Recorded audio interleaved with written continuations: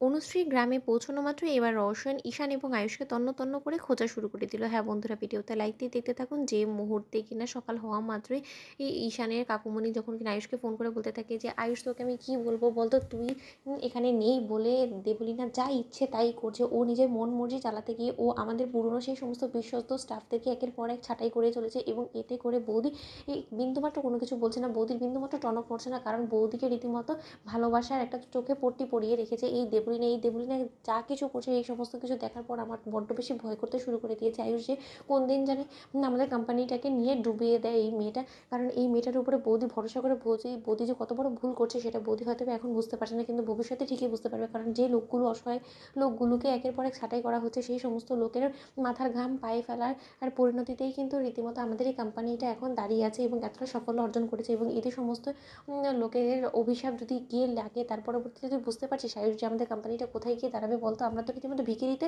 পরিণত হয়ে যাবো। আয়ুষ, আমাদের এত দিনের মান সম্মান সব কিছু ধূলিসাৎ করে দিয়েছে এই মেয়ে। তোরা কেন এখনো পর্যন্ত সেই গ্রামে পড়ে আছিস বলতো? এখনো তুই বলবি যে না, তুই তোর ছোটো ভাইকে এই সমস্ত কিছুর মধ্যে ইন্ধন দিবি, যে তোর ছোটো ভাই এখন তার হবু বউয়ের জন্য সারপ্রাইজ প্ল্যান করার জন্য সেখানেই পড়ে থাকবে। এতে করে তোরা ফিরে আস্তে আস্তে এসে দেখবি এখানে সমস্ত কিছু দেবলীনা ধ্বংস করে ফেলেছে। ঠিক সেই মুহূর্তে যখন কিনা আয়ুষ বলতে থাকে যে কাকুমনি, আমি তোমার দিকটা বুঝতে পারছি, কিন্তু তুমি এরকম করে প্রতিনিয়ত আমাকে কোম্পানির সমস্ত ডিল থেকে শুরু করে বাড়ির সব কিছু আপডেট তুমি আমাকে দিতে থাকো, নয়তো বা আমি সম্পূর্ণ সব কিছু থেকে যদি বিচ্ছিন্ন হয়ে যাই, তাহলে দেবলীনা সেই সুযোগে আরও কত কিছু যে করে বেড়াবে সেটা হয়তো আমি আন্দাজও করতে পারছি না। ঠিক সেই মুহূর্তে অনুশ্রী যখন কিনা ঈশানকে বলতে থাকে যে আচ্ছা, আপনি সাইকেল চালাতে পারেন, তাহলে বলুন তো চলুন, আমি আপনাকে গোটা গ্রামটা সাইকেলে করে আপনি আমাকে ঘোরান, আমি আপনাকে চেনাই। ঠিক সেই মুহূর্তে ঈশান যখন সেই সুযোগটাকে কোনো মতে হাতছাড়া করতে না চাওয়ার ফলে এক পর্যায়ে বোকার মতন যখন কিনা অনুশ্রীর কথায় সাইকেলে করে অনুশ্রীকে নিয়ে ঘোরাতে থাকে, ঠিক সেই মুহূর্তে হঠাৎ করে ছদ্মবেশ ধারণ করে রওশনের যখন কিনা ঈশানের উপর নজর গিয়ে পড়ে, এবং অনুশ্রী যখন চিৎকার করে বলে